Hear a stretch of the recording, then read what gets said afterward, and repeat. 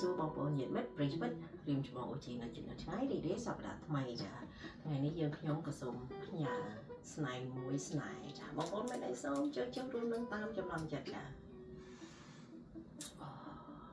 ចាសែនឈ្ងុយចាស្នេហ៍មួយនេះឈ្ងុយល្អណាស់ចាសូមជើញកាន់ឧបករណ៍កំដៅអារម្មណ៍រៀងខ្លួនចា Happy Sunday.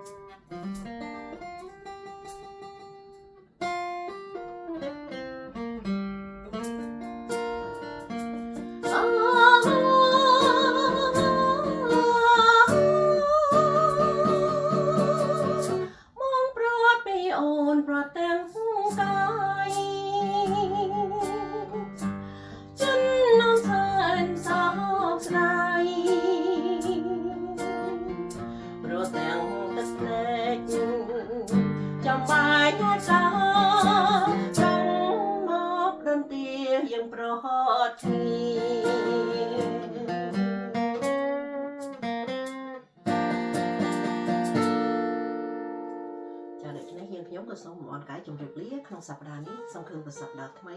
យើងបានជួបគ្នាសាជាថ្មីម្ដងទៀតចាសូមអរ